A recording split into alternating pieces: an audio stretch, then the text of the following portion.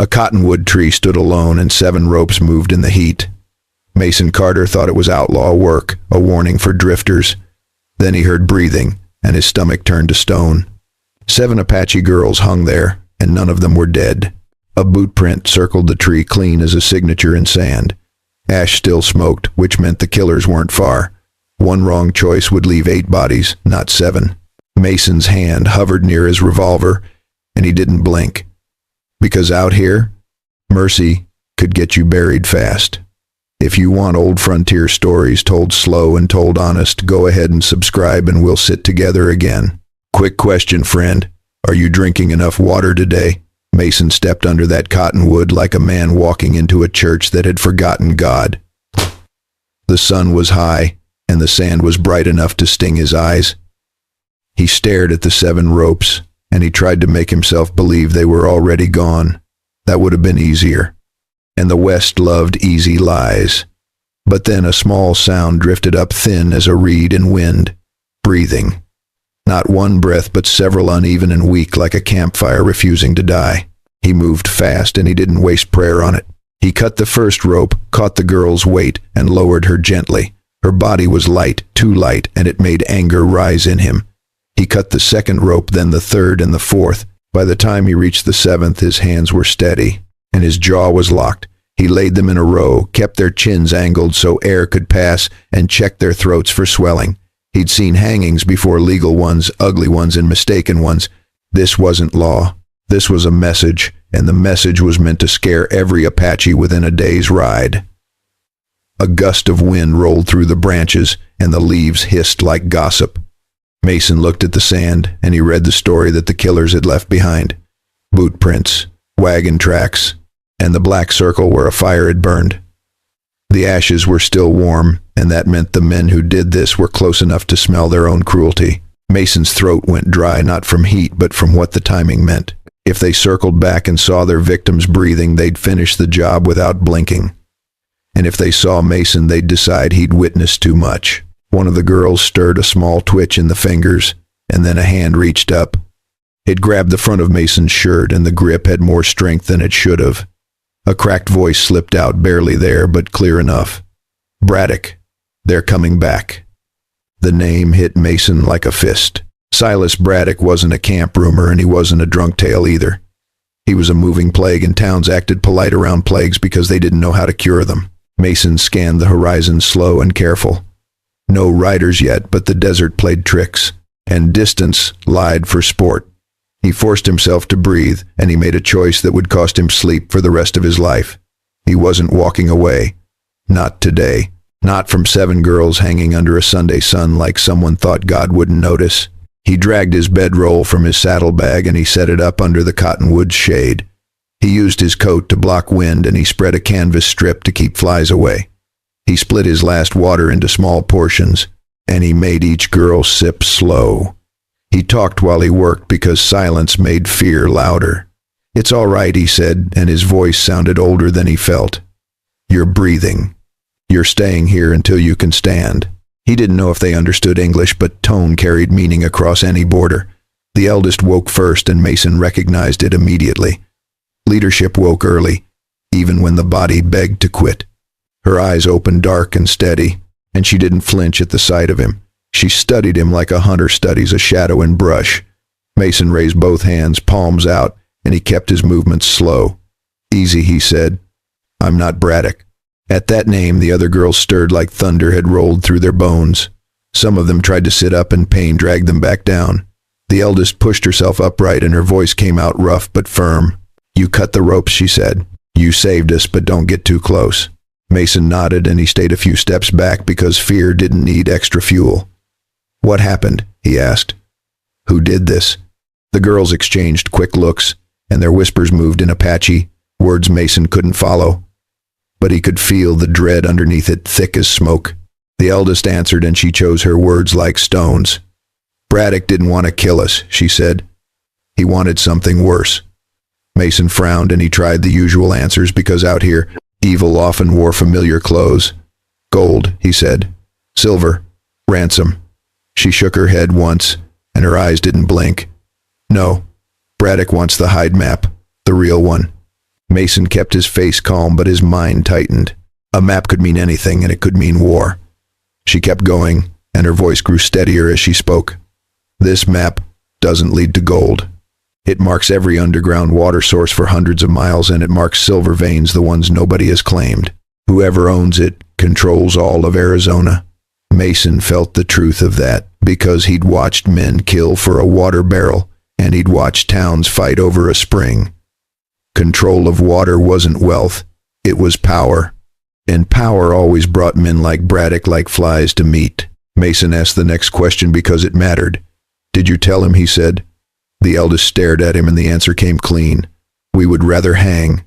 That sentence landed hard, and it told Mason everything about what kind of women these were. Not fragile, not begging, not waiting to be rescued like a storybook. They'd look death in the face and they'd spit. Mason rubbed his jaw and he looked at the horizon again. "Then we need to move," he said. "I can get you somewhere safe, a ranch, a trading post, anywhere with walls." All seven shook their heads, and the motion was slow but certain. The eldest spoke again. "We are not going anywhere," she said. "We will find Braddock first." Mason felt frustration flash sharp and quick. "You were nearly killed," he said, "and now you want to chase a gang big enough to be an army." Her answer was cold as desert stone. "They are not a gang. They are the ones who killed our families." That was the moment Mason stopped thinking of them as victims. He still saw their bruised throats, and he still saw the rope burns. But he also saw something else, a kind of calm heat, the kind that doesn't burn bright but burns long. He asked her name because names mattered and respect mattered more. She hesitated, then said it. "Ayanna," she said. Mason repeated it once, so she'd know he heard it right. "And your sisters?" he asked. She looked over them, and the introductions came in pieces like a door opening slowly. Nita, Leora, Celine, Mara, Kaya, Nova. 7 names, 7 lives, and Mason felt the weight of them settle on his shoulders. Ayanna took 3 mouthfuls of water, then passed the bowl back. Mason shook his head, not angry, just worried. "Finish it," he said. "You need water to live." Ayanna's eyes didn't soften. "Demons like Braddock can only be killed by the living," she said. Mason let that sit, because arguing with that kind of belief was like arguing with wind. Nita dropped to her knees, even though the movement made her grimace. She pressed her fingers to a footprint near the cottonwood, then sniffed the dirt once. Mason watched, and he couldn't hide surprise. Mara and Leora spread out, scanning the ground. Kaya crouched near the fire ring, and her fingers moved through ash like she was reading letters. Celine stayed close to Ayanna, eyes on the horizon like she expected a rifle barrel to rise from the sand. Nova leaned on a rock, breathing shallow, but her gaze was sharp. "What are you doing?" Mason asked. Ayanna answered curt. "Tracking. In this condition," Mason said. Ayanna lifted an eyebrow, and the look was pure insult. "We've been in worse condition," she said, "and we lived." Then she pointed west. "Braddock left 3 men behind to cover the trail," she said. "They went toward Painted Gulch." Mason squinted, saw nothing but a wide wash of sand, and he felt a strange respect. These women read the land like a preacher reads scripture. Leora came back first, and she spoke like an arrow. "The one in the rear injured his right leg," she said. "Heavy step. We will catch them." Mason started to protest, because his job wasn't to let wounded women chase killers. But the words died in his throat, because Ayanna turned to him, and her stare didn't ask permission. "You can't hunt Braddock alone," she said. "He already tried to hang 7 of us. You think he'd hesitate to hang one more marshal?"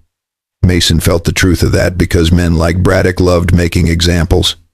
Mason stood there, and he weighed his badge against what he was seeing. For years, he'd believed law and justice were the same thing, just 2 names for one horse. But he'd also seen judges bought with whiskey, and sheriffs bought with fear. Out here, the badge could be a shield, and it could be a leash. He tightened his grip on his revolver, and he nodded once. "All right," he said. "If you've decided not to run, then I'm going with you." Ayanna lifted her hand, and her sisters moved like they'd been waiting for that signal. "Today we hunt," she said. They didn't look like 7 girls anymore, not when they stood. They moved slow at first, because pain is honest and bodies don't lie. but their minds were sharp and their eyes were awake. They tightened hair ties, checked blades, and shared a few quiet words. Mason followed, and he felt something shift in him. He wasn't leading. He was trying to keep up. The trail out from the cottonwood cut through jagged rock, then dipped into a narrow canyon. The sun baked the stone, and heat shimmered in the air like a lie. Kaya stopped at a hoofprint, shallow but clear. Ayanna translated for Mason because Mason's eyes weren't trained the way theirs were. 3 men, she said. 1 horse carrying 2. That horse is heavier than normal. Mason stared at the scuffs, and he swallowed. You can tell all that from this, he asked. Ayanna's voice stayed flat. Braddock doesn't interrogate himself, she said. He brings someone else. Mason felt a chill that had nothing to do with shade. Who, he asked. Celine reached under a cactus, careful, and pulled out a small piece of metal. She held it to the light, and Mason's stomach tightened. A badge fragment, star-shaped, torn like it had been ripped off in a fight. A sheriff's badge. Mason's mind immediately went to one place. Red Mesa, because Red Mesa was the nearest town that still pretended to be civilized. Leora whistled, quick and sharp, and the group melted into shadows. Below, wagon ruts cut the canyon floor deep and fresh. Between those ruts was a boot print Mason would never mistake. High-cut boots, steel-toed, nailed soles, a pattern he'd seen in Red Mesa more than once. Only one man wore them, not because he had to, but because he liked what they said about him. Sheriff Everett Crow. Mason felt his throat tighten. Crow, he said, and he hated that the name sounded like a bird picking at dead things. He's involved. Ayanna didn't answer. Mara handed Mason a torn scrap of fabric, and the smell hit him immediately. Town tobacco, strong and oily, a brand only Crow smoked because he thought it made him look important. Nita's jaw clenched. He's not just involved, she said. Ayanna looked at Mason, and her eyes held something deeper than hate, something that had lived too long. Crow isn't Braddock's ally, she said. He's his guide. Mason tried to hold on to the idea of order because order was a comfort men clung to. Crow's the sheriff, he said. His job is to protect the town. Ayanna's words cut clean, and there wasn't any drama in them. He's protecting himself, she said, and the hide map at any cost. Celine pointed north where the canyon widened. Braddock isn't far, she said. But Crow is waiting at Painted Gulch. Then Ayanna said the sentence that turned Mason's blood cold. Sheriff Crow is our blood uncle, she said. Mason stared at her, and for a second he couldn't find words. Family betrayal was common, but this was the kind that poisoned generations. It explained the precision, and it explained the cruelty. A man who knew Apache ways could set Apache traps, and it took a special kind of rot to do that to your own blood. They camped briefly in a slit of shade, where the wind couldn't steal their whispers. Ayanna spoke slow and steady, and the others listened with faces carved from memory. You asked why we don't run, she said to Mason. Because we can't forget that night. Mason didn't interrupt. Because you don't interrupt a person telling you where their soul broke. Crow had arrived at their village as a fugitive, years back, hungry and desperate. The Apache, by their law, didn't turn away a traveler begging for water. They fed him corn cakes, gave him a place to sleep, and treated him like a man, not like a wolf. He smiled, and he spoke softly, and he taught them white words, like it was a game. Then, on a moonless night, hooves came in quiet at first, then fast. Braddock's men came in with fire in their hands. Ayanna's voice stayed controlled, but Mason could hear the strain under it. There had been screaming and smoke and people running blind. Her mother had stood in front of Crow demanding he stop it, because she believed blood meant something. Crow had grabbed her arm and he demanded the hide map. Her mother spat in his face. Crow ended her and he didn't hesitate. Mason felt something go numb in his spine because a badge on a man like that was a costume. Ayanna said 50 Apache people died that night, and the number wasn't a brag. It was a grave marker. Not because of war, she said, but because of the hide map. Mason asked how they survived, and his voice came out quieter than he meant. Ayanna pointed to a crack in stone, a narrow seam in the canyon wall. I pulled my sisters into it, she said. I heard every scream. I saw Crow beside Braddock. Her eyes lifted, and the embers were there again. And I swore one day he would have to see us, she said. Mason didn't know what justice looked like anymore, but he knew what evil looked like. It looked like a sheriff guiding a killer, because the killer kept the sheriff rich. It looked like 7 girls hanging under a cottonwood on a Sunday, because someone wanted a map more than they wanted to live with themselves. They moved again, and the land grew meaner. Devil's Cut rose ahead, a canyon with walls like blades narrow enough to trap sound. 𝙗𝙚 slowed eyes, scanning the ledges. "Crow wants to lead us in here," she said. Mason kept his voice low. "You're sure?" 𝙗𝙚 nodded once. "This is where he practiced ambush tactics with my father," she said. That sentence told Mason exactly how deep the betrayal ran, because Crow wasn't guessing.